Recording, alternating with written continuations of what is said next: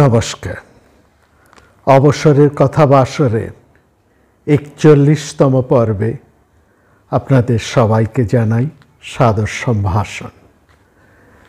আমরা গত পর্বে ভারতবর্ষের যে বিভিন্ন দর্শন চিন্তা, দর্শন শাস্ত্র এবং দর্শনের আচার্যরা বর্তমান ছিলেন, তাদের নিয়ে আমরা কিছু কথা আপনাদের কাছে বলেছি এবং সেখানে আমরা দেখেছি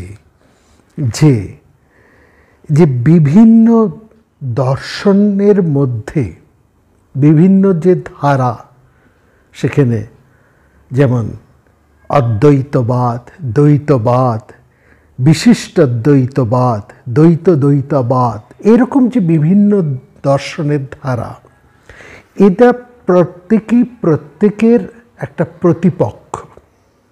তবে এই প্রতিপক্ষতা তাদের আপন মত প্রতিষ্ঠার ক্ষেত্রে কেবলমাত্র, অন্যত তারা কিন্তু পরস্পরের প্রতি সবিশেষ শ্রদ্ধাশীল।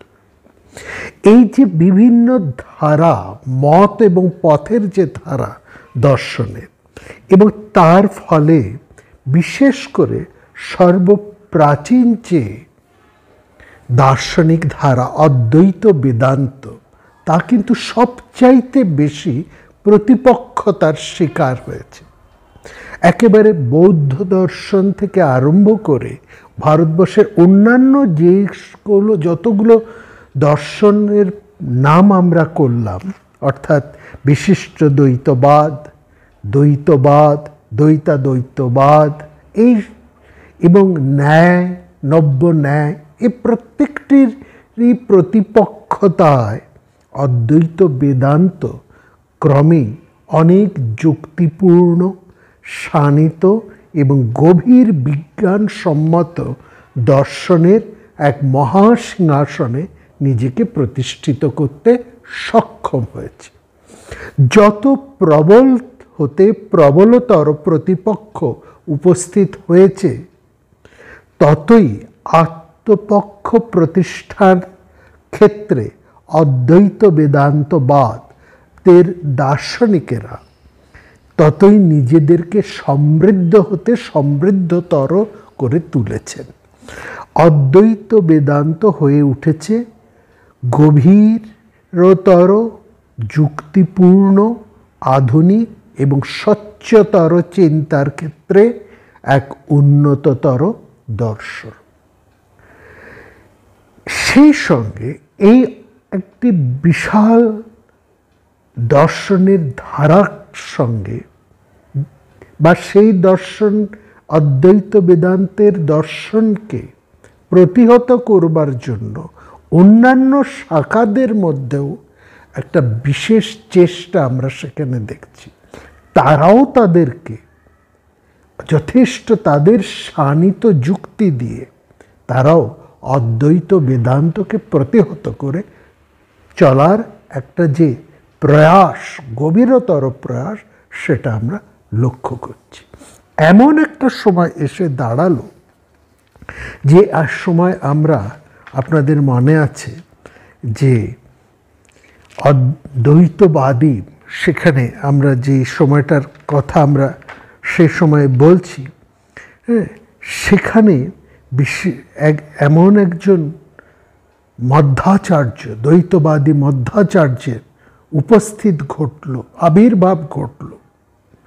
তিনি তার শানিত যুক্তি দিয়ে অদ্বৈত বেদান্তের সর্বপ্রকার মতকে একেবারে ছিন্ন ভিন্ন করে ফেললেন। এবং কেবলমাত্র তিনি নন, তার শিষ্য প্রশিষ্যরাও, বিশেষ করে ব্যাসাচার্য, তার ন্যায়ামৃত এই ভাষ্যের মধ্যে দিয়ে অদ্বৈত বেদান্তের প্রতিষ্ঠাকে একেবারে দুর্বলতর করে ফেললেন।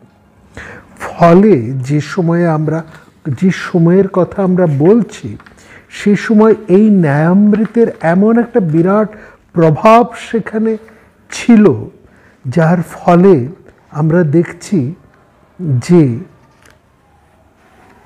সেই সময়ের যে সমস্ত অদ্বৈত বেদান্তের যেসব পণ্ডিতেরা ছিলেন, বিদ্বান মানুষেরা ছিলেন, ধীমানেরা ছিলেন, তারা এই ন্যায়ামৃতের সামনে অনেকটা দিশেহারা হয়ে পড়লেন।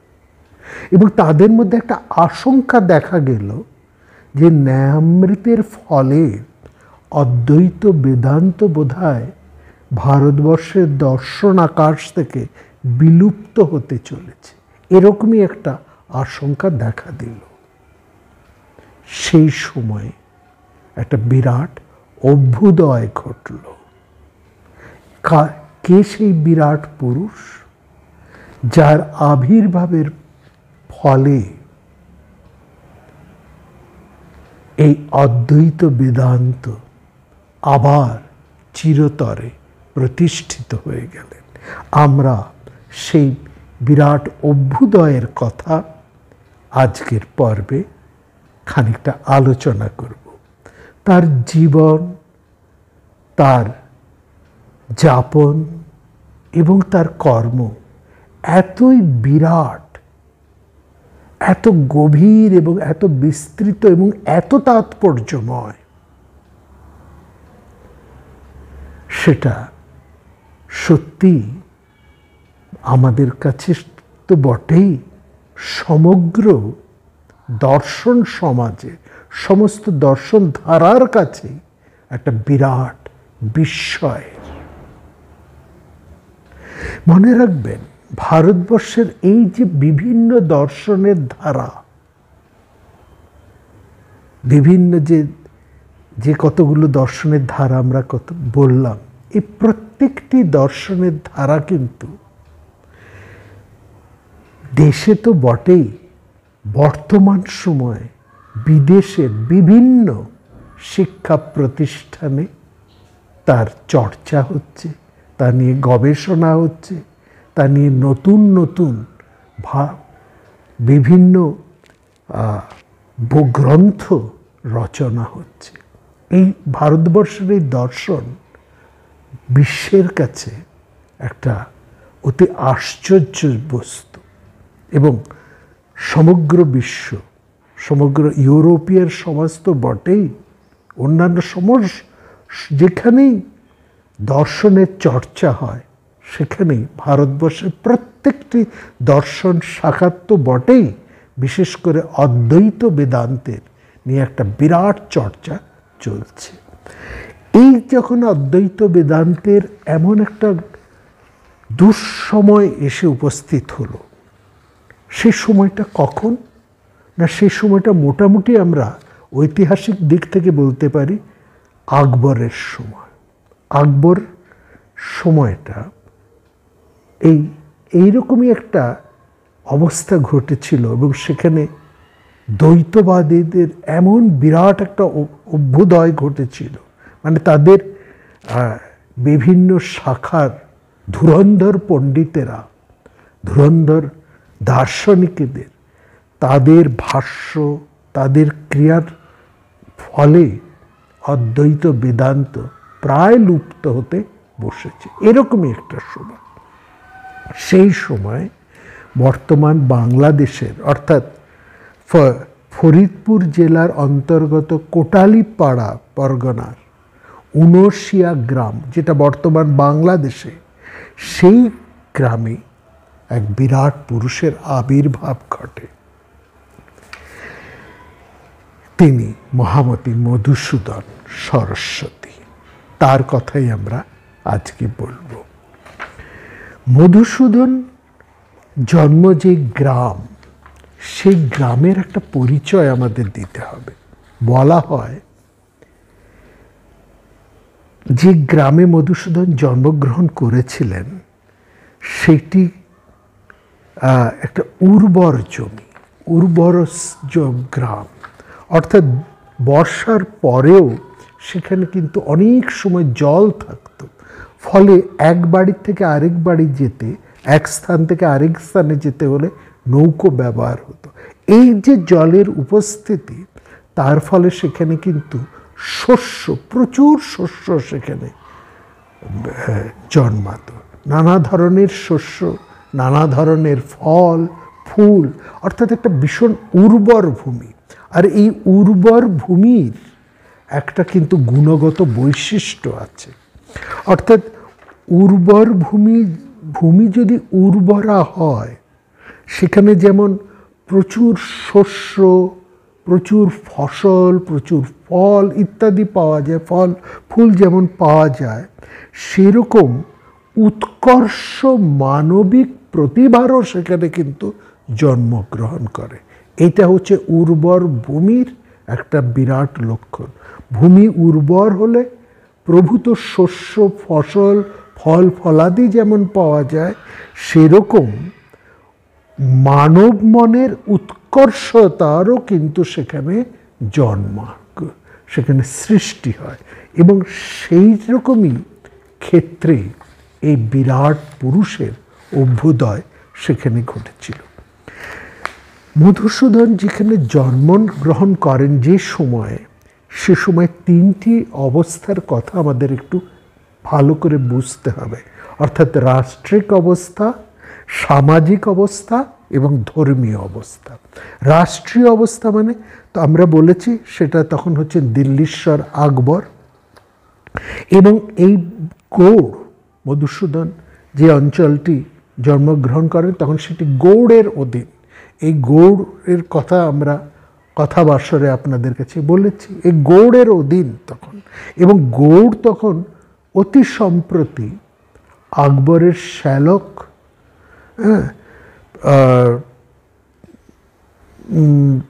তিনি অর্থাৎ মানসিংহ, আকবরের শ্যালক মানসিংহ সবে গৌড় তিনি ওদের জয় করেছেন, এবং তার সদ্য বিজিত অংশটি তখন এই মানসিংহ হচ্ছেন সে সমগ্র গৌড়ের সুবেদার বা শাসনকর্তা।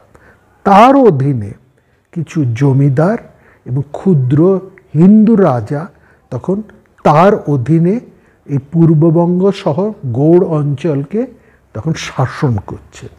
এবং এই অঞ্চলটা তখন চন্দ্রদ্বীপের অধীন, অর্থাৎ এই ফরিদপুর এই উনশিয়া গ্রাম তখন চন্দ্রদ্বীপ অর্থাৎ বরিশালের অধীন। সেই সময় সেখানকার রাজা হচ্ছেন কন্দর্প নারায়ণ। তিনি এই সমগ্র অঞ্চলের সেখানে সময় ভূস্বামী, তিনি রাজা, তাকে রাজা উপাধি রয়েছেন। এবং মনে রাখবেন কন্দর্প নারায়ণ একজন মানসিংহের অধীনস্থ একজন শাসক। এই এবং মানসিংহ হচ্ছেন সমগ্র গৌড় অঞ্চলের সুবেদার বা শাসনকর্তা। এটা হলো রাষ্ট্রীয় অবস্থা। সামাজিক অবস্থাটা কি বল? সামাজিক একটা ভয়ঙ্কর অস্থির অবস্থা আমরা সেখানে দেখছি। অস্থির অবস্থা কেন? অস্থির অবস্থা এই কারণেই যে সে সময় সমগ্র ভারতবর্ষ মুসলমানের অধীন। দক্ষিণের কিছুটা অংশ সেখানে স্বাধীন হিন্দু রাজত্ব চলছে, কিন্তু বাদবাকি ভারতবর্ষ সবই মুসলমান সাম্রাজ্যের অধীন। ফলত কান্যকুব্জ থেকে অনেক ব্রাহ্মণ নিজেদের জাতি ধর্ম বংশ রক্ষা করার জন্য তারা তখন কান্যকুব্জ অর্থাৎ বর্তমান কৌনজ সেই জায়গার থেকে তারা পালিয়ে নবদ্বীপে চলে আসেন। কিন্তু মুশকিল হলো নবদ্বীপও তখন আস্তে আস্তে মুসলমান রাজার অধীনে চলে এসছে। তো সেই নবদ্বীপ থেকেও তারা পালিয়ে চলে এসছেন এই পূর্ববঙ্গের এই অঞ্চলে। এই যে পূর্ববঙ্গের এই অঞ্চলে যারা এসে উপস্থিত হয়েছেন তাদের মধ্যে একজন শ্রীরাম মিশ্র, তিনি কাশ্যপ গোত্রীয় অগ্নিহোত্রী ব্রাহ্মণ। তিনি 1278 খ্রিস্টাব্দে সাহাবুদ্দিন ঘোরীর অত্যাচারে স্বধর্মনাশ ভয়ে তার আত্মীয় স্বজনকে নিয়ে প্রথমে নবদ্বীপ এবং নবদ্বীপ থেকে তিনি পরবর্তী সময় এই ফরিদপুরের কোটালীপাড়ায় এসে উপস্থিত হন। তিনি হচ্ছেন, তার নাম হচ্ছেন শ্রীরাম মিশ্র। তিনি কাশ্যপ গোত্রীয় এবং অগ্নিহোত্রী। অগ্নিহোত্রী ব্যাপারটা আপনারা জানেন, যারা অগ্নিকে রক্ষা করেন এরা হচ্ছেন অগ্নিহোত্রীয় ব্রাহ্মণ।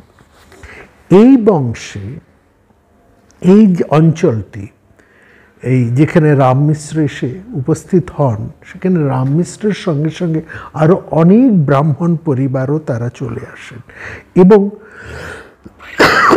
লক্ষ্য করার, সেই সময় এই কোটালি পাড়া বিভিন্ন গোত্রের বৈদিক ব্রাহ্মণদের একটা আবাসভূমিতে পরিণত হয় এবং এখানে বহু পণ্ডিত মানুষ বসবাস করেন এবং তাদের বংশে পরবর্তীকালে অনেক প্রসিদ্ধ পণ্ডিতদের আবির্ভাবও ঘটে। যাই হোক, রামমূর্তি এইখানে শ্রীরাম মিশ্র তিনি এসে উপস্থিত হয়েছেন, তিনি সেখানে আছেন। তার ধারায় শ্রীরাম মিশ্রের বংশে আচার্য পুরন্দর বা পুরন্দর আচার্য জন্মগ্রহণ করেন। তিনি প্রখ্যাত একজন পণ্ডিত এবং ন্যায়, বেদান্ত, ব্যাকরণ, বেদ, বিভিন্ন বিষয়ে তিনি সুপণ্ডিত এবং বৈদিক যাগযজ্ঞ বহুদিন ধরে তিনি অনুষ্ঠান করে চলেছেন। তারই ঘরে, অর্থাৎ এই শ্রীরাম মিশ্রের বংশধারায় পুরন্দরাচার্যের চতুর্থ পুত্র হচ্ছেন আমাদের এই মধুসূদন। এই মধুসূদনের পিতা হচ্ছেন পুরন্দরাচার্য। তিনিও পুরন্দরাচার্য একজন সেকালের বিখ্যাত জ্ঞানী ব্রাহ্মণ। এইটুকু আমরা শুধুমাত্র তার পরিচয় এবং সময়টা জানতে পারি। মোটামুটি আমরা সময়টাকে যদি দেখি যে কোন সময় তিনি জন্মগ্রহণ করেছেন, তাহলে এটা বোঝা যায় যে 1525 খ্রিস্টাব্দে বলা হয়, 1525 খ্রিস্টাব্দে মধুসূদনের জন্ম। মধুসূদনের মা কে ছিলেন, কোন তারিখে, কোন সময়ে, কোন মাসে তিনি জন্মগ্রহণ করেছেন, এই সমস্ত কিছু কিন্তু আর আমরা জানতে পারি না। অন্তত এইটুকু আমাদের বুঝতে হবে যে কোনো এক শুভ গ্রহের শুভ যোগে, কোনো শুভ দিনে, শুভ লগ্নে মহামতি মধুসূদন কোটালীপাড়ার অন্তর্গত উনশিয়া গ্রামে তিনি জন্মগ্রহণ করেন। তার জন্ম সম্পর্কে এতটুকুই মাত্র জানা যায়। এই তার অন্যান্যদের রচনা থেকে আমরা জানতে পারি মধুসূদন ছোটবেলা থেকেই ছিলেন অত্যন্ত তীক্ষ্ণ মেধার এক বালক। কারণ অতি অল্প বয়স থেকেই তিনি কাব্য রচনায় তিনি এক বিরাট পারঙ্গমতা প্রদর্শন করেন। তার পিতা যেমন পণ্ডিত ছিলেন বিভিন্ন শাস্ত্রে, তেমনি তার পিতাও ছিলেন একজন কবি। পুত্রের মধ্যেও এই কাব্য শক্তির স্ফুরণ ঘটে এবং বলা হয় ছোটবেলায় মধুসূদনের এই কাব্য শক্তিতে আকৃষ্ট হয়ে অনেকে তার বাড়িতে আসতেন, তার গ্রামের বা অন্যান্য পণ্ডিতরা, এবং তারা এসে মধুসূদনকে অনুরোধ করতেন যে তুমি মুখে মুখে একটা কাব্য বা শ্লোক রচনা করো। এবং মধুসূদনের এই কাব্য শক্তির অসামান্য প্রতিভায় তারা খুব বিস্মিত হয়ে যেত। এই পুরন্দরাচার্যের কথা আমাদের আরেকটু বলতে হবে, অর্থাৎ মধুসূদনের পিতা পুরন্দরাচার্যের বেশ কিছু জমি জায়গা ছিল। এই যে জমি জায়গা তিনি সেটা লাভ করেছিলেন ওই রাজার কাছ থেকে। হ্যাঁ, রাজা অর্থাৎ আমরা যার কথা বলেছি যে তিনি সেই সময় যখন এখানে এসে উপস্থিত হয়েছেন, অর্থাৎ তখন সেখানে শাসনকর্তা হচ্ছেন কন্দর্প নারায়ণ। এই কন্দর্প নারায়ণের কাছ থেকে মধুসূদনের পিতা পুরন্দরাচার্য বেশ কিছু ভূমি, বাস্তু জমি তিনি লাভ করেন। এবার এই বাস্তু জমি হলে তো রাজাকে কর দিতে হবে, কিন্তু রাজা কন্দর্প নারায়ণ তিনি ছিলেন বিদ্যোৎসাহী, অশেষ গুণগ্রাহী। যেখানে যত পণ্ডিত ছিলেন, শাস্ত্রজ্ঞ মানুষ ছিলেন, কন্দর্প নারায়ণ খোঁজ করে করে তাদেরকে নিজের রাজ্যে নিয়ে আসতেন এবং তাদের সঙ্গে তিনি নিয়মিত শাস্ত্র চর্চা করতেন। এই ব্যাপারে কন্দর্প নারায়ণের বিশেষ একটা আকর্ষণ ছিল। তিনি মধুসূদনের পিতা পুরন্দরাচার্যকে এই ভূমি দান করেন, অনেকটা ভূমি, এবং বলেন আপনাকে এই ভূমির কর হিসেবে কোনো ধান বা অন্য কোনো শস্য দিতে হবে না, কোনো অর্থও দিতে হবে না, তবে এটা নিষ্কর জমি নয়, কর আপনাকে দিতে হবে। কি দিতে হবে না, আপনার জমিতে বিরাট বিরাট আম বাগান আছে, আপনি আপনার এই জমির আম আমাকে কর হিসেবে দেবেন।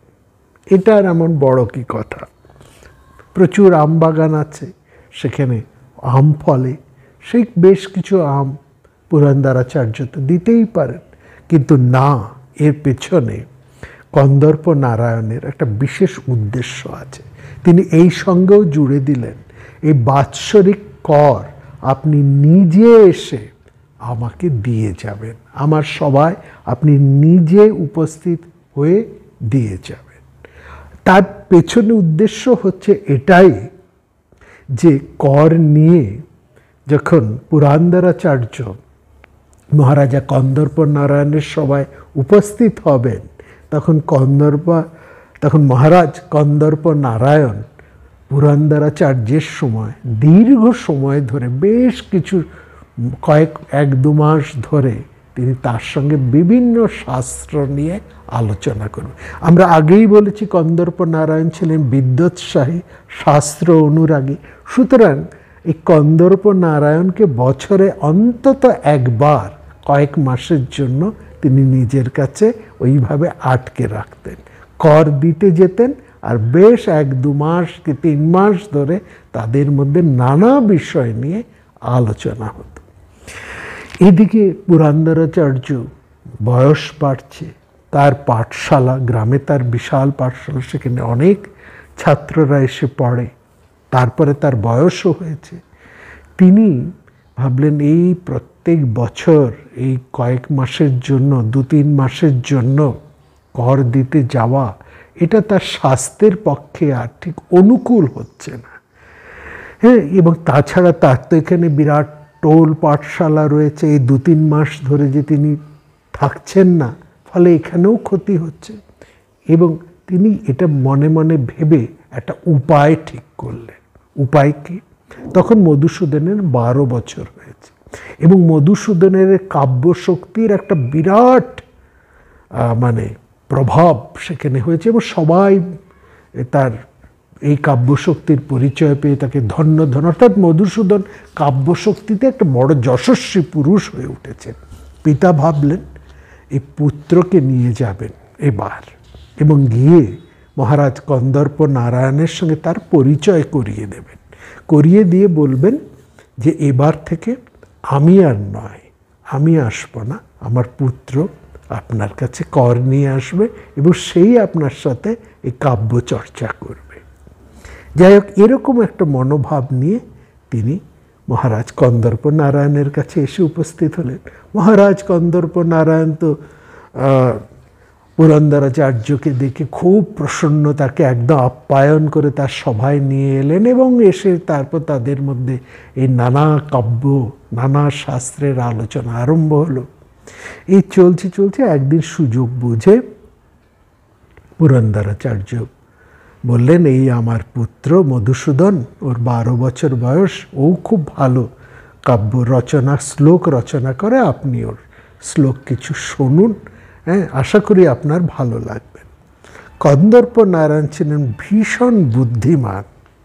তিনি পুরন্দরাচার্যের এই কথা শুনে তিনি হাও বললেন না, নাও বললেন না, চুপ করে রইলেন। এবার পুরন্দরাচার্য বারবার তাকে বললেন, আমার পুত্রের কাব্য রচনা একটু আপনি যদি শোনেন তাহলে আমরা খুব ভালো হবে, ও খুব খুশি হবে। আমি আপনাকে অনুরোধ করছি, ওর শ্লোক, ওর কাব্যের কিছু রচনা করেছে, আপনি একটু সেটা শুনুন। বারবার এরকম বলতে তখন কীর্তি নারায়ণ, তিনি কিন্তু কন্দর্প নারায়ণ, তখন তিনি ব্যাপারটা বুঝলেন, বললেন, না পুরন্দরাচার্য, তা তো হবে না। বছরে একবার এই কর দেবার ছলে আপনার সঙ্গে আমার দেখা হয়, আপনি ওই সময়টাও যদি না থাকেন আমি ওইটাকে বরদাস্ত করতে পারবো না। এই মাত্র 1-2 মাস, 2-3 মাস আপনার সঙ্গে আমার একটু এই ব্যাপার নিয়ে আলাপ আলোচনা হয়, সেখান থেকে আপনি আমাকে বঞ্চিত করতে পারবেন না। তবু কন্দর্প নারায়ণকে বারবার পুত্রের শোনাবার জন্য অনুরোধ করলেন পুরন্দরাচার্য। কন্দর্প নারায়ণ বললেন, বেশ, আপনি যখন বলছেন আমি নিশ্চয়ই শুনব, তবে আসতে হবে কিন্তু আপনাকে। যাই হোক, এইদিকে এরা অপেক্ষা করে আছেন কবে পুত্র মানে মধুসূদন কবে কন্দর্প নারায়ণকে তার কাব্যশক্তির পরিচয় দেবেন। এরকম অনেক দিন অপেক্ষা করার পর একদিন কন্দর্প নারায়ণ বললেন, ঠিক আছে, আজকে আপনার পুত্রকে বলুন তার শ্লোক আমাকে শোনাতে। কিন্তু রাজা সেদিন খুব অন্যমনস্ক ছিলেন, খুব একটা মন দিয়ে তিনি মধুসূদনের রচনা শুনলেন না, বা শোনার সেরকম তার অবসর হলো না। কারণ সে সময় কিন্তু এই গৌড়ের আকাশে মুসলমান আক্রমণ ঘটে গেছে, অর্থাৎ মানসিংহ যে ক্ষমতায় ছিলেন, মানসিংহের আর এখন ততটা ক্ষমতা নেই, ফলে সেখানে মুসলমান আক্রমণ হচ্ছে এবং তারা এই সমস্ত হিন্দু জমিদারদের উপর একটা অত্যাচার আরম্ভ করছে এবং তারা চাইছে এদের জমিদারকে কেড়ে নেবার। ফলে কন্দর্প নারায়ণ যে রাজত্ব, যে জমিদারের অর্থাৎ যে রাজসুখ তিনি এতদিন ভোগ করছিলেন, সেখানে নানা ধরনের আশঙ্কা, উপদ্রব তৈরি হলো। শুধু এইসব নিয়ে তিনি খুব দুশ্চিন্তাগ্রস্ত ছিলেন। মধুসূদনও তাকে ভালো করে শোনাবার সময় পেলেন না এবং অনেক দিন অপেক্ষা করার পর কন্দর্প নারায়ণ কিন্তু আর সময়ও দিতে পারলেন না। তখন মধুসূদন তিনি তার পিতা অপেক্ষা করতে চাইলেন যে আর না হয় কিছুদিন, বুঝতেই পাচ্ছেন কন্দর্প নারায়ণ একটু ব্যস্ত হয়ে পড়েছেন তার রাজত্ব, জমি জায়গা ইত্যাদি নিয়ে, শাসনের অঞ্চল নিয়ে। তিনি অপেক্ষা করলেও মধুসূদন কিন্তু খুব আর অপেক্ষা করতে চাইলেন না। তিনি খুব আঘাত পেলেন। তিনি ভাবলেন, আমি কেন একজন মানুষের উপাসনা করতে চাইছি, একজন রাজাকে প্রসন্ন আমি কেন করব? তার চাইতে বরং সর্বান্তর্যামী যে ঈশ্বর, তার উপাসনা আমি করব। তিনি তার পিতাকে বললেন, পিতা চলুন আমরা ফিরে যাই, হ্যাঁ, এইটা আর আমাদের ঠিক হবে না। আর তাছাড়া আমি ঠিক করেছি আমি সন্ন্যাস নেব, আমি আর ঘরে ফিরব না। আপনি ঘরে ফিরে যান, আমি ঈশ্বরের উপাসনা করব আর মানুষের উপাসনা করব না। এটা, এই মানুষের উপাসনা করা, এটা কেবলমাত্র আমার অপমান নয় পিতা, এটা আপনার অপমান, সমগ্র ব্রাহ্মণ পণ্ডিত সমাজের অপমান, এটা বিদ্যাবত্তার অপমান, এটা শাস্ত্রের অপমান, এটা ব্রাহ্মণ্য ধর্মের অপমান। আমি তো আপনার কাছে শুনেছি যে ঈশ্বর তার সেবকের ভার বহন করেন। আপনি আমাকে আশীর্বাদ করুন, আমি যেন তেমন ভক্ত হতে পারি, আমি সেই ঈশ্বরেরই উপাসনা করতে চাইছি। প্রবীণ পুরন্দর পুত্রের কথার কোনো উত্তর দিলেন না। মধুসূদন একই কথা বলে যাচ্ছেন। তখন পুরন্দর বললেন, ভালোই তো, তুমি যা বলেছ বেশ ভালো, ঠিকই। মধুসূদন সঙ্গে সঙ্গে বাবার পা ধরে বললেন যে, পিতা আপনার সম্মতি আছে, তাহলে আপনি আমাকে সম্মতি দিন, আমি তাহলে সন্ন্যাস গ্রহণ করি। পুরন্দর বললেন যে ঠিক আছে, তা হবে, আমি তোমাকে সম্মতি দিচ্ছি, কিন্তু আমি সম্মতি দিলে তো হবে না, তোমার জননী আছে, তার সম্মতিও তো প্রয়োজন। দেখো, অল্প বয়সে আমারও সন্ন্যাসী হবার খুব বাসনা ছিল, কিন্তু আজ পর্যন্ত আমি সেই বাসনা পূর্ণ করতে পারিনি। তোমার মধ্যে যখন সেই বাসনা জাগ্রত হয়েছে, আমি বাধা দেব না, তবে হ্যাঁ, তোমাকে তোমার মার কাছ থেকে এর অনুমতি নিতে হবে, তুমি মার কাছে চলো। মার কাছে বাড়িতে এসে উপস্থিত হলেন। সবাই লক্ষ্য করলেন পুরন্দর কিংবা মধুসূদন কেমন যেন একটা বিষাদগ্রস্ত সবসময়। জননী অর্থাৎ পুরন্দরের স্ত্রী মধুসূদনের জননী এসে জিজ্ঞেস করলেন তার স্বামীকে, পুরন্দরাচার্যকে জিজ্ঞেস করলেন, কি হয়েছে আপনাদের, কেন আপনারা এরকম সবসময় একটু উদাসী দুঃখী হয়ে, ফিরে আসার পর থেকেই আপনাদেরকে এরকম লক্ষ্য করছি। পুরন্দরাচার্য কিছু বলার আগেই পুত্র মধুসূদন একদম মার কাছে গিয়ে বললেন, মা, আমি আপনার কাছে একটা ভিক্ষা চাই, কথা দাও যে আমার সেই ভিক্ষা পূর্ণ করবে। জননী বলল, আচ্ছা আচ্ছা বলো, আগে কি শুনি, কি চাই? বলে, পিতা অনুমতি দিয়েছেন, আপনি আমাকে অনুমতি দিন, আমি সন্ন্যাস গ্রহণ করব। এই কথা শুনে জননী একেবারে হতচকিত হয়ে গেলেন, আরও আশ্চর্য হলেন যে পিতা তাকে অনুমতি দিয়ে দিয়েছেন। একেবারে দর দর চোখের জলে তিনি একেবারে বুক ভেসে যেতে লাগলো, তিনি কিছু বলে উঠতে পারলেন না। তখন পুরন্দরাচার্য বললেন, দেখো পুত্র, সন্ন্যাস গ্রহণ উত্তম, আমি তোমাকে অনুমতি দিয়েছি, কিন্তু একটা শর্ত আছে। দেখো, শাস্ত্র জ্ঞান না হলে একজন মানুষ প্রকৃত সন্ন্যাসী হতে পারে না। এই যে সন্ন্যাসের প্রতি তোমার একটা আকর্ষণ, একটা ইচ্ছা, একটা বাসনা, এটা তো সাময়িকও হতে পারে।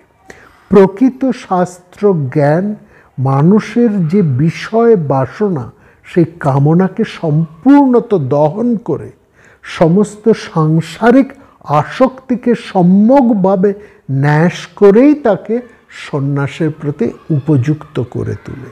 সুতরাং তুমি প্রথমে, হ্যাঁ, তুমি নবদ্বীপে যাও, সেখানে যথারীতি তুমি শাস্ত্র জ্ঞান অর্জন করো, তারপর যদি তুমি উচিত বিবেচনা করো, নিজেকে যোগ্য মনে করো, তাহলে তুমি সন্ন্যাস নিও। এখন তুমি সন্ন্যাস নিও না, এখনও তুমি সন্ন্যাসের যোগ্য হওনি। মধুসূদন বললেন, বেশ, তাই হবে, আপনারা আমাকে আশীর্বাদ করুন, আমার মনস্কামনা যেন পূর্ণ হয়। জনক জননীর আশীর্বাদ নিয়ে মধুসূদন রওনা দিলেন নবদ্বীপের পথে। সেই পথ তো তখন সেই পূর্ববঙ্গ থেকে তিনি যাচ্ছেন নদিয়ায়, দীর্ঘ পথ, পথের সেই গঙ্গা, তাছাড়া অনেক নদী, দীর্ঘ পথ, কখনো বনের মধ্যে দিয়ে, কখনো এরকম একটা অন্ধকার রাতের মধ্যে দিয়ে, একটা ভয়ঙ্কর পথের মধ্যে দিয়ে যাচ্ছেন, এবং সেই পথের মধ্যে এসে পড়ছে বড় বড় নদী, গঙ্গা। বলা হয় এই গঙ্গা তিনি যখন পার হচ্ছেন, সেখানে একটা অদ্ভুত ঘটনা ঘটল। এই বিশাল গঙ্গা তিনি পার হবেন কি করে, ভেবে উপায় পাচ্ছেন না। তিনি তখন একেবারে সেই জাহ্নবীর স্মরণ হয়ে এক মন প্রাণ দিয়ে তিনি তখন জাহ্নবীর ধ্যানে বসলেন। হঠাৎ তিনি দেখলেন দূর থেকে একটা নৌকো ভেসে আসছে। সেই নৌকোর যে মাঝি, সে মধুসূদনকে ওই ঘাটে বসে থাকতে দেখে জিজ্ঞেস করলেন, তুমি কোথায় যাবে? বলে, মধুসূদন বললেন, আমি তো ওই পারে যেতে চাইছি। বললেন, সেই মাঝি বলল, বেশ তো, আমিও ওই পারে যাচ্ছি, এসো তুমি আমার সঙ্গে। মধুসূদন বললেন, সে না হয় আপনার পরম অনুগ্রহ, কিন্তু আমি তো আপনাকে কোনো ভাড়া দিতে পারবো না, কারণ আমি কপর্দক শূন্য, আমার কাছে কিচ্ছু নেই। একেবারে খালি হাতেই মধুসূদন তো বাড়ির থেকে বেরিয়ে এসছে। মাঝি বললেন, তার জন্য চিন্তা করতে হবে না, আমি তো ওই পাড়ে যাচ্ছি, তুমিও চলো, তোমাকে পার করে দেব। মধুসূদন এটা বুঝলেন, এটা হচ্ছে সেই দেবী জাহ্নবীর পরম আশীর্বাদ। তিনি পার হয়ে উপস্থিত হলেন নবদ্বীপে। নবদ্বীপে মধুসূদন যখন সেই সময় মধুসূদন যখন জন্মগ্রহণ করেছেন সেই সময় বাংলায় তখন চৈতন্যদেব আবির্ভূত হয়েছে। চৈতন্যদেবের একটা বিরাট প্রভাব সমগ্র বঙ্গদেশ ধরে চলছে। যেমন একদিকে মুসলমানদের ভয়, অন্যদিকে এই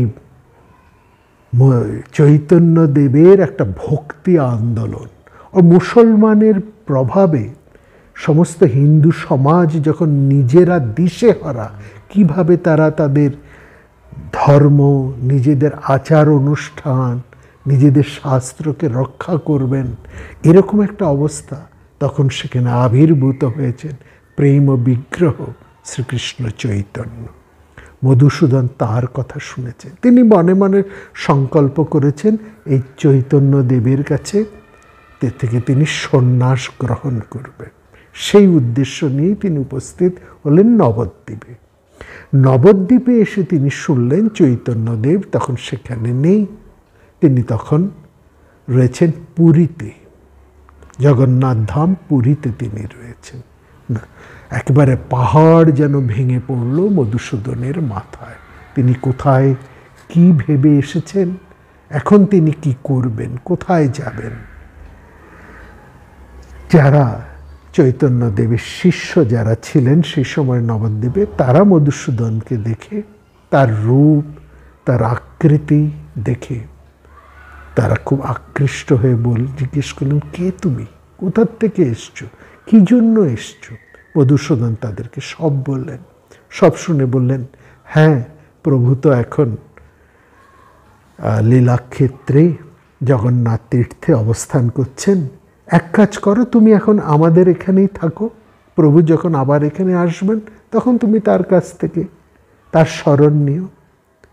যাই হোক, মধুসূদন আছেন, মনে পড়ল তার পিতার কথা। পিতা বলেছেন যে হ্যাঁ, তুমি সন্ন্যাস নেবে, কিন্তু তার আগে তুমি শাস্ত্র অধ্যয়ন করো, শাস্ত্র চর্চা করে তারপরে তুমি সন্ন্যাস নাও।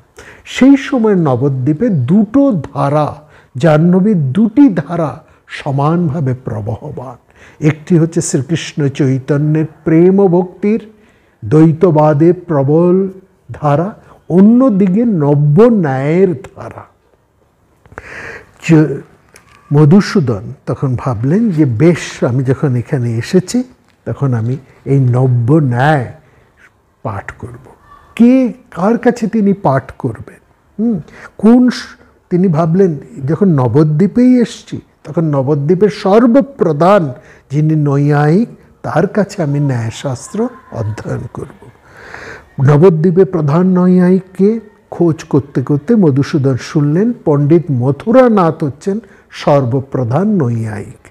মহামতি রঘুনাথের পর মথুরানাথের মতন এত বড় নৈয়ায়িক আর নবদ্বীপে কিছু নেই। তখন এই নবদ্বীপ এই দুটি, এই নব্য ন্যায় অর্থাৎ ন্যায়ের জন্য একেবারে উজ্জ্বল হয়ে আছে। সেই সময় ভারতবর্ষের বিভিন্ন জায়গা থেকে এই ন্যায় পাঠের জন্য সবাই এই নবদ্বীপে আসতেন। আগে ন্যায় চর্চার জন্য তারা যেতেন মিথিলায়, পরে রঘুনাথের যখন এখানে এলেন এই নব্য ন্যায়ের কি তিনি এত বিরাট করে তুলে দিলেন যে নবদ্বীপ সারা ভারতবর্ষে ন্যায় চর্চার সর্বশ্রেষ্ঠ বিদ্যা চর্চার ক্ষেত্র বলে পরিচিত হলেন। এবং ভারতবর্ষের তথা বাইরের থেকেও সমস্ত শিক্ষার্থীরা এই নবদ্বীপে আসতে, বলা হতো নবদ্বীপ ছিল সেই সময়ে অক্সফোর্ড। সেই সময় মনে রাখবেন আকবর তখন ভারতবর্ষের শাসনকর্তা। যাই হোক, মধুসূদন মথুরানাথের কাছে এলেন। এসে তিনি তার কাছে বসে এই নব্য ন্যায়ের চর্চা আরম্ভ করলেন। মধুসূদনকে দেখে মথুরানাথ আশ্চর্য হয়ে গেলেন। যেমন সৌম্য দর্শন, তেমনি তার মেধা, তেমনি তার জ্ঞান তৃষ্ণা।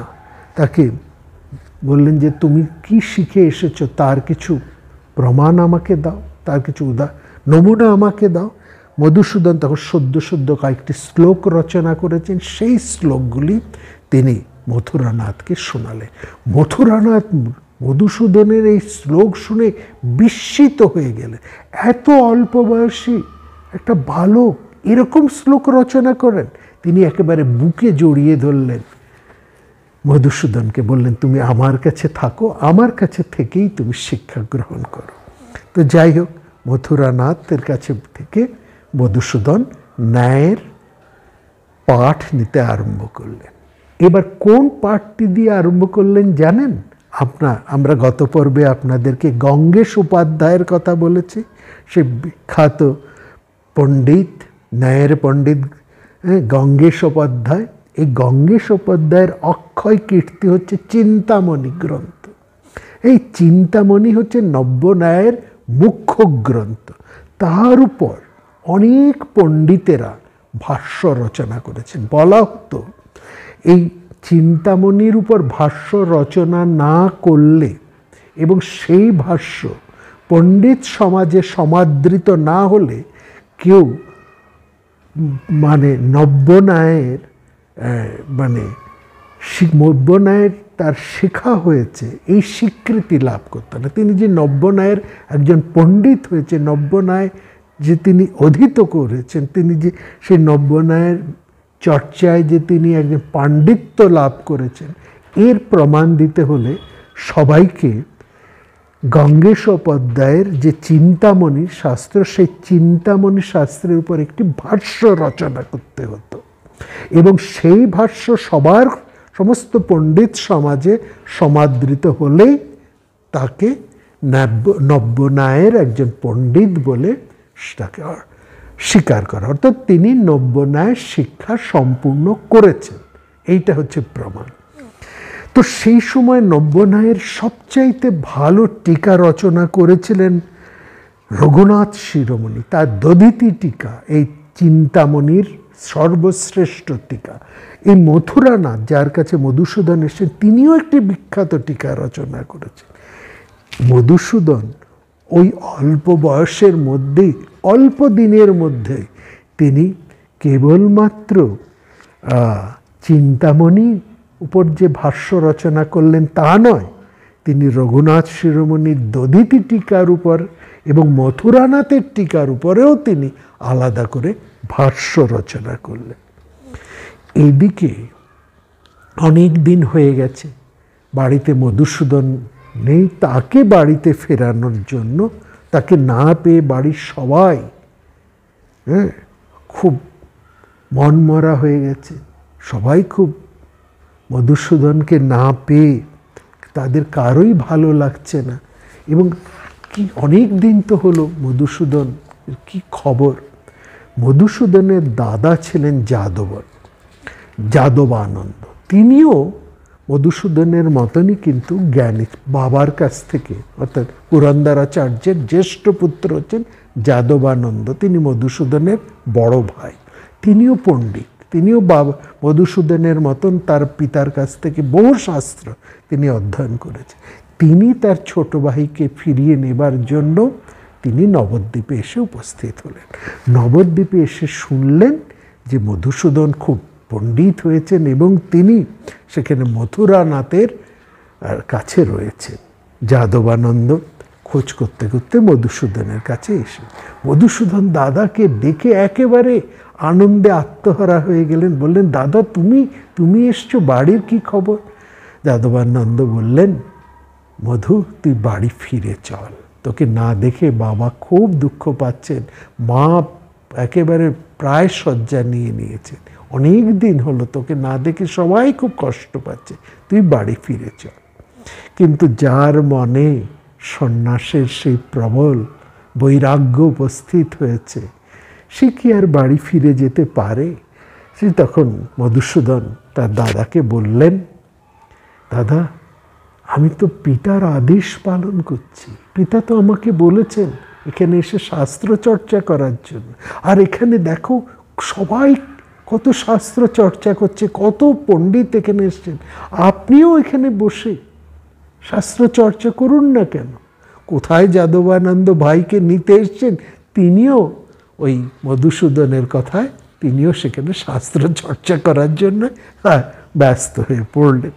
যাই হোক, মধুসূদন এদিকে তার অসামান্য প্রতিভা বলে কয়েক বছরের মধ্যেই ন্যায়শাস্ত্রের সমস্ত পাঠ সম্পূর্ণ করে ফেললেন এবং ন্যায়শাস্ত্র গায়ন অচিরে তার মধ্যে পূর্ণতা প্রাপ্ত হলো। তিনি এবার ঠিক করলেন মনে মনে যে এই ন্যায়শাস্ত্র উপর নির্ভর করে আর যত মত আছে, যত দার্শনিক মত আছে, সমস্ত মত খণ্ডন করে মহাপ্রভুর যে মত, দ্বৈত দর্শনের যে তার মহাপ্রভুর যে মত, তার উপর তিনি একটা অকাট্য দার্শনিক গ্রন্থ রচনা করবেন। এই তার উদ্দেশ্য। এই কাজ আরম্ভ করতে গিয়ে মধুসূদন বুঝলেন যে শুধু তার ন্যায় চর্চা হবে না, কারণ এই মহাপ্রভুর দ্বৈত দর্শনের যে প্রবল প্রতিপক্ষ হচ্ছে অদ্বৈত বেদান্ত। এই অদ্বৈত বেদান্তের যে যুক্তি, তাকে যদি প্রতিহত না করা যায় তাহলে কিছুতেই মহাপ্রভুর দ্বৈত দর্শনের মতকে তেমনভাবে প্রতিষ্ঠা করা যাবে না। তাহলে কি উপায়? না, তাহলে তো জানতে হবে অদ্বৈত দর্শনটা কি, এই অদ্বৈতবাদ তাকে শিখতে হবে। কার কাছে তিনি শিখবেন? সে সময় নবদ্বীপে তো তেমন অদ্বৈতবাদে চর্চা নেই, সেখানে ন্যায়ের চর্চা হচ্ছে। মধুসূদন শুনলেন কাশীতে অদ্বৈতবাদের উপর প্রচণ্ড চর্চা হচ্ছে, সেখানে অদ্বৈতবাদের অনেক বড় বড় পণ্ডিতেরা সেখানে রয়েছেন। সুতরাং সেখানে যেতে হবে।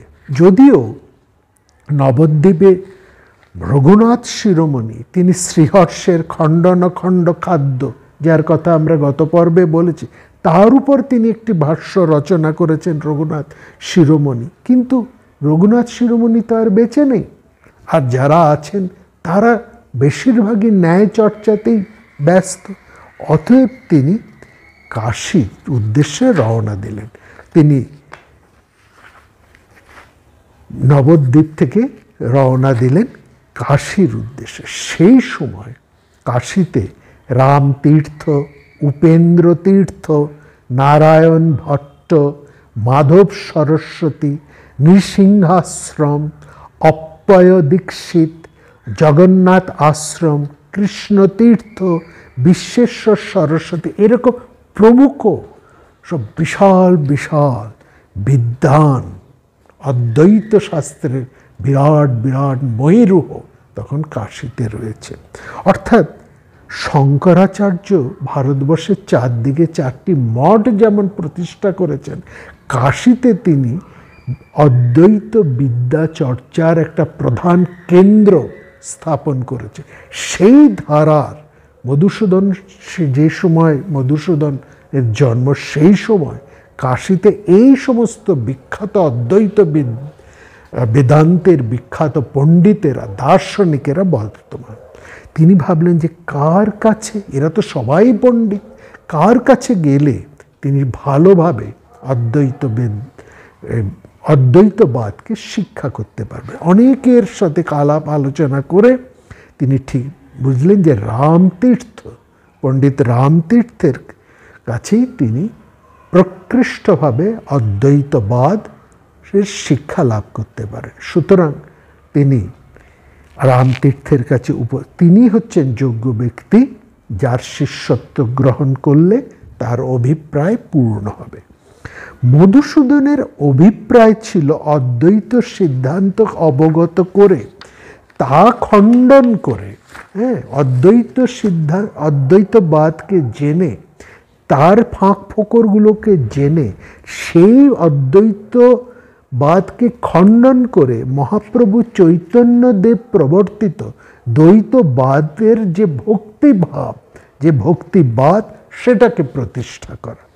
এই জন্য মধুসূদন কিন্তু তার নিজের অভিপ্রায়কে লুকিয়ে রেখে যে আত্মপরিচয় দিলেন, সেখানে কিন্তু তার এই অভিপ্রায়টি তিনি জানালেন না।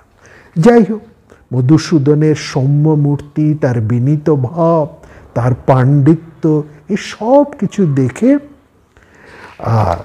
রামতীর্থ খুব তার উপর প্রসন্ন হলেন এবং তাকে শিষ্যত্বে গ্রহণ করলেন। রামতীর্থের কাছে গিয়ে মধুসূদন মন প্রাণ দিয়ে অদ্বৈতবাদ চর্চা আরম্ভ করলেন। কীরকমভাবে তিনি অদ্বৈতভাবের শিক্ষা নিয়েছেন তার কিছু পরিচয় আমরা জানতে পারি। সেখানে বলা হচ্ছে মানে শুধুমাত্র দিনের খাওয়ার জন্য যতটুকু সময় লাগে আর মানে সাধারণ জীবন ধারণের জন্য গ্রাসাচ্ছাদনের জন্য যেটুকু মাত্র সময় প্রয়োজন আর সারাদিনে সামান্য 4-5 ঘন্টা ঘুম, অর্থাৎ 24 ঘন্টার মধ্যে খাওয়া এবং ঘুমের জন্য ন্যূনতম সময়টা বাদ দিয়ে মধুসূদন শাস্ত্র অনুশীলন এক মুহূর্তের জন্য বন্ধ করলেন না। আহারে বিহারে বিশ্রামে সকল অবস্থায় মধুসূদনের বেদান্ত চিন্তা মধুসূদনের সমগ্র হৃদয়কে অধিকার করে বসলেন। তার অনুশীলনের অন্যের যত সময় লাগে তার অর্ধেকেরও কম সময়ের মধ্যে মধুসূদন তার সমস্ত বিদ্যাকে আয়ত্ত করে ফেলতে লাগলেন। রামতীর্থ মধুসূদনকে বিদ্যার্থী রূপে পেয়ে আনন্দে একেবারে আত্মহারা হয়ে গেলেন। এরকমভাবে মধুসূদন সমস্ত অদ্বৈতবাদের যা কিছু খুঁটিনাটি এবং যত গ্রন্থ সব তিনি অল্প সময়ের মধ্যে সম্পূর্ণতভাবে আয়ত্ত করে ফেললেন। এই আয়ত্ত করতে গিয়ে মধুসূদন আরেকটি বিষয় লক্ষ্য করলেন যে কেবলমাত্র অদ্বৈতবাদ জানলে তো হবে না, সেখানে তো আরও একটি দর্শন আছে এবং সেটিও প্রবল দর্শন, সেটা হচ্ছে মীমাংসা শাস্ত্র। এই মীমাংসা শাস্ত্রকে না জানলে কেবলমাত্র ন্যায়শাস্ত্র আর অদ্বৈতবাদকে দিয়ে তার অভিপ্রায় পূর্ণ হবে না। সুতরাং সেখানে মীমাংসা শাস্ত্রের দর্শন সেটাও খুব বিরাট দর্শন, তাকেও ছেদন করতে হবে।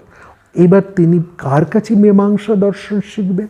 তিনি গুরুর কাছে এসে বললেন, প্রভু আমি মীমাংসা দর্শন পাঠ করতে চাই। মধুসূদনের এই জ্ঞানতৃষ্ণা শুনে খুব খুশি হলেন রামতীর্থ। বললেন, বেশ, তুমি আরও অধ্যয়ন করতে চাও, অন্য শাখাও জানতে চাও, বেশ, অতি উত্তম।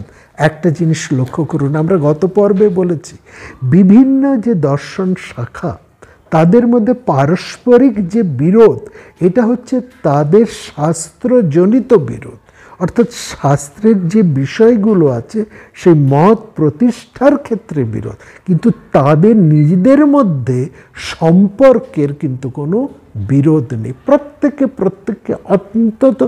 অত্যন্ত শ্রদ্ধা করেন, প্রত্যেকের প্রতি ভীষণ অনুরাগী, প্রত্যেকে খুবই শ্রদ্ধা করেন। এই যে মধুসূদন ন্যায় চর্চা করে তিনি অদ্বৈত বেদান্ত পাঠ করতে এসেছেন, সেখানে তার গুরু তিনিও প্রসন্ন। এবার তিনি যে রামতীর্থের কাছে এসছেন তিনিও প্রসন্ন, তিনি জানেন যে মধুসূদন ন্যায়ের ছাত্র, কোনো তার মধ্যে দেশ নেই। আবার লক্ষ্য করুন, এই অদ্বৈত বেদান্তের গুরু রামতীর্থ তিনি নিজে মধুসূদনকে তুলে দিচ্ছেন মীমাংসক গুরুর হাতে। তিনি বললেন যে দেখো, আমার বন্ধু নারায়ণ ভট্ট, তার কাছে যাও, তিনি খুব বড় মীমাংসক, তার কাছে গিয়ে তুমি মীমাংসা দর্শন পাঠ করে এসো, তিনি তোমাকে মীমাংসা শাস্ত্রের একেবারে চমৎকার জ্ঞান দান করতে পারবেন, তিনি উপযুক্ত গুরু। তিনি এলেন নারায়ণ ভট্টের কাছে। নারায়ণ ভট্ট মধুসূদনকে পেয়ে খুব খুশি, বললেন, দেখো তুমি তো নৈয়ায়িক, হ্যাঁ, মূলত তো তুমি নৈয়ায়িক, যদিও তুমি অদ্বৈত বেদান্ত জ্ঞান লাভ করেছ, আমার মনে হয় তুমি যেহেতু তোমার বেসটা ন্যায়ের, যেহেতু তুমি নৈয়ায়িক, সেটাই তোমার ভিত্তি, আমার থেকেও ভালো হয় আমার সতীর্থ এবং আমার পিতার শিষ্য, হ্যাঁ, তুমি মাধব সরস্বতীর কাছে যাও। তিনি তোমাকে তিনিও একজন নৈয়ায়িক, এবং তিনি নৈয়ায়িকও বটে এবং তিনি মীমাংসকও বটে। যেহেতু তোমরা দুজনে বিলংস টু সেম স্কুল, একই ধারা, তিনি তোমার উত্তম আচার্য হতে পারবেন। মধুসূদন এলেন মাধব সরস্বতীর কাছে। মাধব সরস্বতীর কাছে তিনি মীমাংসা শাস্ত্র অধ্যয়নে প্রবৃত্ত হলেন। মানে মধুমক্ষিকার মতন মধুসূদন নানা বিদ্যৎ কুসুমের মধু সংগ্রহ করতে আরম্ভ করলেন। মধুসূদনের আগ্রহ, তার বিচার কুশলতা দেখে সমস্ত গুরুদের মতন মাধব সরস্বতীও প্রীত হলেন। তিনি যা জানতেন উজাড় করে তিনি সব মধুসূদনকে দিলেন। মধুসূদন মানে বলা হয় জ্ঞান চর্চার তিনটি জিনিসের দরকার। সমগ্র জ্ঞান চর্চার ক্ষেত্রে তিনটি জিনিস ভীষণ দরকার। কি তিনটি? একটা হচ্ছে শ্রবণ, মনন এবং নিদিধ্যাসন। এই তিনটি না হলে কেউ জ্ঞান শাস্ত্রের মধ্যে ব্যুৎপত্তি লাভ করতে পারে না, অর্থাৎ তার ব্রহ্মবিদ্যা লাভ হয় না। জ্ঞান তো ব্রহ্মবিদ্যা, এই ব্রহ্মবিদ্যা লাভ হয় না। তিনি রামতীর্থের কাছে, আচার্য রামতীর্থের কাছে শাস্ত্র অধ্যয়ন করে তার শ্রবণের পূর্ণতা লাভ করেছেন। ন্যায় শাস্ত্রের মধ্যে দিয়ে ব্যুৎপত্তি লাভ করে তিনি নিদিধ্যাসনের কাজ করেছেন। এইভাবে তিনি শ্রবণ এবং বুদ্ধির মধ্যে দিয়ে তার মানে ন্যায়ের বুদ্ধি চালনার মধ্যে দিয়ে তার মননের উৎকর্ষতা এবং সেই ন্যায়ের পরিষ্কৃত তত্ত্বকে কাজে লাগাবার মধ্যে দিয়ে তার নিদিধ্যা সাধনের, এই অর্থাৎ তার একদিকে গুরুদের কাছ থেকে তিনি শুনছেন, তারপর তার ন্যায় পরিশীলিত বুদ্ধিমত্তা দিয়ে সেটাকে বিশ্লেষণ করছেন, অর্থাৎ শ্রবণ, এবং তারপরে হলো মনন, এবং শ্রবণ এবং মননের মধ্যে দিয়ে তিনি যা সংগ্রহ করেছেন সেটার উপরে তিনি ভাবতে বসলেন কিভাবে এটাকে তিনি কাজে লাগাবেন। এভাবে তার শ্রবণ, মনন এবং নিদিধ্যাসন এই তিনটি একসঙ্গে, অর্থাৎ এই রূপেই যেন মধুসূদনের ব্রহ্ম সাক্ষাৎকার এক অন্তরতম সাধনায় পরিণত হল। মধুসূদন যখন একদিকে ন্যায়,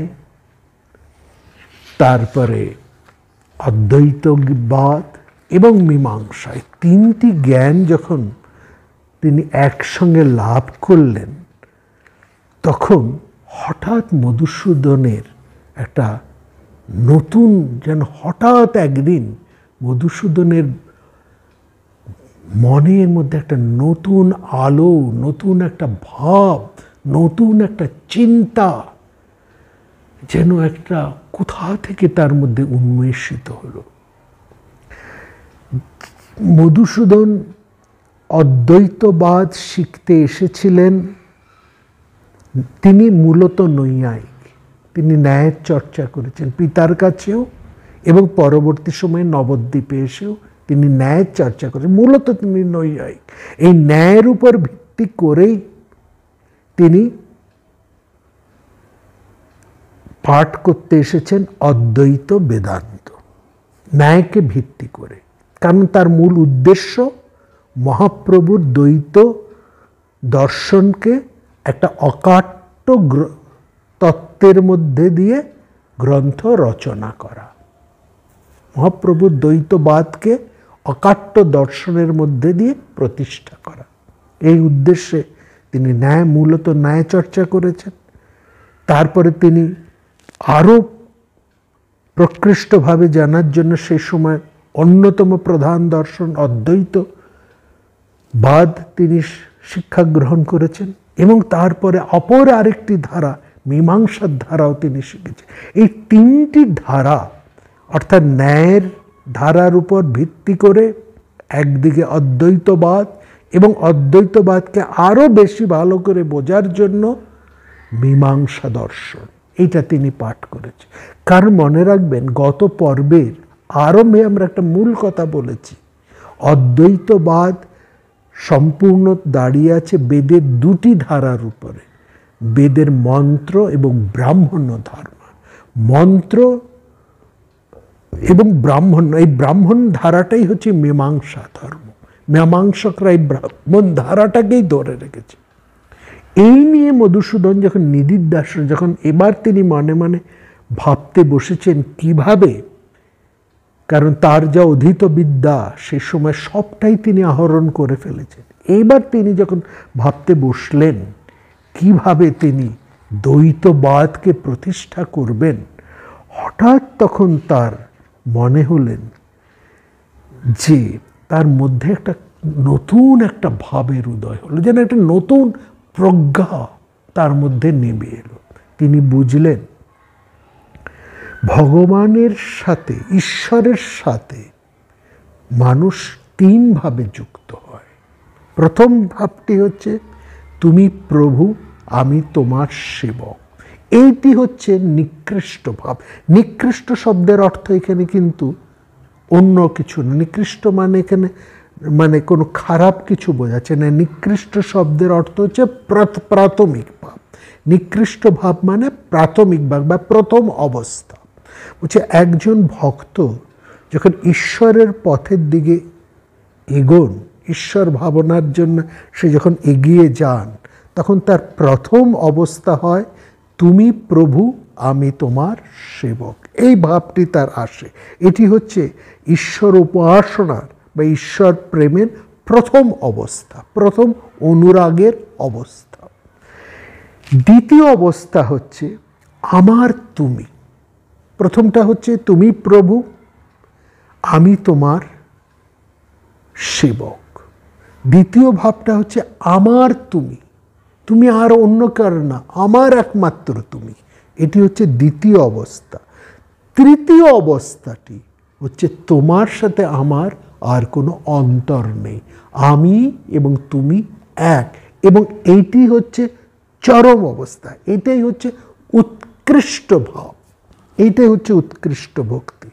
একান্ত আত্মসমর্পণ রূপে ভক্তি একটা, তারপরে হচ্ছে সম্পূর্ণ শরণাগতির ভক্তি, তারপরে হচ্ছে ঈশ্বরই হচ্ছেন আমার অন্তরাত্মা, তার সাথে আমি অভেদ, তুমি আর আমি এক।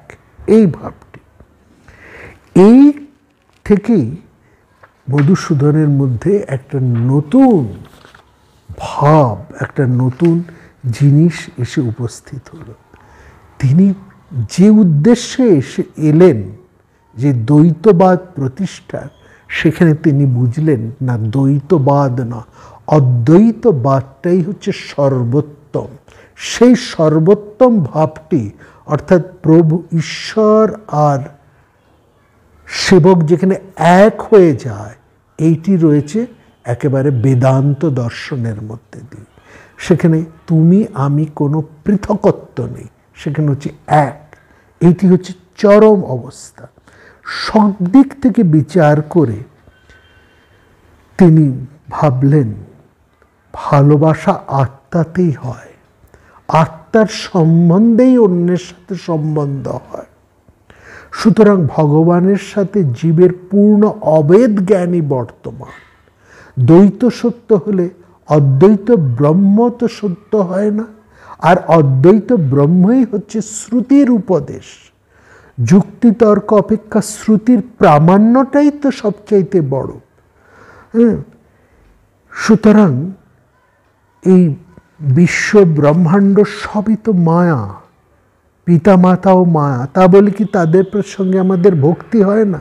যা হোক, সব দিক থেকে বিচার করে মধুসূদন ভাবলেন যে অদ্বৈত ভাবটাই হচ্ছে শ্রেষ্ঠ। দ্বৈত বা দ্বৈতাদ্বৈত ভাবটা সেই জায়গায় তাকে তুলে নিতে পারছে না। এইভাবে অদ্বৈতবাদের প্রকৃত রহস্য মধুসূদনের হৃদয়ে উদ্ভাসিত হয়ে উঠল এবং পূর্ণ জ্ঞানী মধুসূদন তার অমিত বুদ্ধি দিয়ে এই বিষয়টিকে চমৎকার করে উপলব্ধি করতে পারলেন। তিনি ভাবলেন আমি এই ভাবটাকেই খণ্ডন করতে চেয়েছিলাম, এই শ্রেষ্ঠতর এটাই খণ্ডন করতে চেয়েছিলাম। এইভাবে তার মধ্যে একটা ভীষণ অনুশোচনা,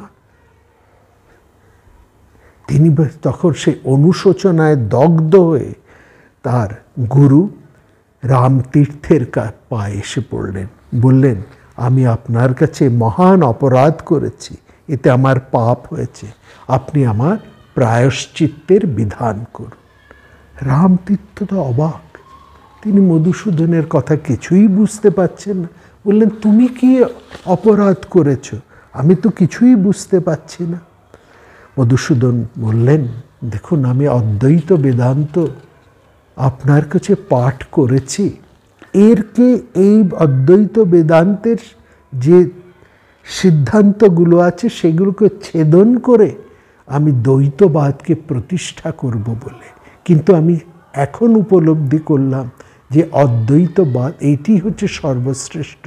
ঈশ্বরের সাথে যেখানে একাত্ম হয়ে যাচ্ছে, সমস্ত মত ওই অদ্বৈতবাদেই গিয়ে সম্পূর্ণ মিলে যাচ্ছে একেবারে। সুতরাং আমি যে ভাবনাটা নিয়ে এসেছিলাম, যে অভিপ্রায়টা নিয়ে এসেছিলাম, সেটা তো ভুল অভিপ্রায় ছিল, এবং সেই অভিপ্রায়টাকে আমি লুকিয়ে রেখেছি আপনার কাছে। আমি সেই অভিপ্রায়টা প্রকাশ করিনি। আমি আপনার কাছ থেকে যে বিদ্যা লাভ করেছি সেই জ্ঞানকে খণ্ডন করবার অভিপ্রায়ে আমি আপনার কাছে বিদ্যা গ্রহণ করেছি।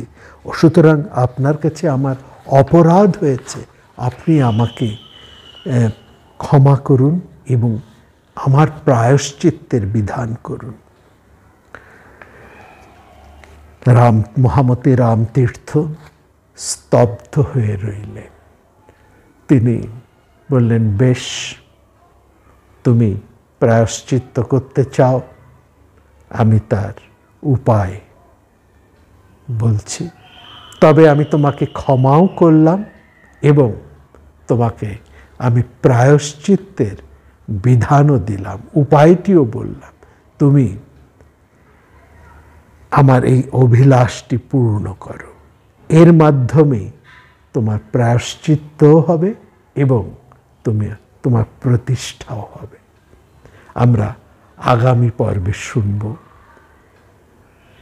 গুরু রামতীর্থের কি সেই অভিপ্রায় এবং কোন সেই প্রায়শ্চিত্তের উপায় যেটি তিনি মধুসূদনকে দিলেন বা বললেন, যার দ্বারা মধুসূদন তার অন্তরে শান্তি লাভ করলেন, পাপের প্রায়শ্চিত্ত যে ভাবনা তার থেকে তিনি মুক্ত হলেন, এবং শুধু তাই নয়, তিনি এই সংসারে প্রতিষ্ঠিত হলেন। বলা হয় এই অদ্বৈত সাম্রাজ্যের সর্বাধিনায়ক, এই অদ্বৈত সাম্রাজ্যের শ্রেষ্ঠ পুরুষ হচ্ছেন মধুসূদন। কিভাবে তিনি এই শ্রেষ্ঠত্ব লাভ করলেন এবং এর পেছনে তাকে প্রায়শ্চিত্ত বিধানের মধ্যে দিয়ে তার গুরু রামতীর্থ কোন মহান উদ্দেশ্য পূর্ণ করলেন, এবং এখানে বিধাতার কোন অভিপ্রায়, সেটিও আমাদেরকে জানতে হবে। এবং বলা হয় এই অভিপ্রায় সাধনের মধ্যে দিয়ে, এই প্রায়শ্চিত্ত বিধান নামক কর্ম সম্পাদনের মধ্যে দিয়েই মধুসূদন অদ্বৈত সাম্রাজ্যের অধীশ্বর রূপে পরিগণিত হলে। শুধু কি অদ্বৈত সাম্রাজ্যের অধীশ্বর? তাকে বলা হয় ভগবান শঙ্করাচার্যের পর তিনি দ্বিতীয় বিরাট এক বিস্ময় পুরুষ, দ্বিতীয় শঙ্কর। তার কথা শুনবো আমরা আগামী পর্বে।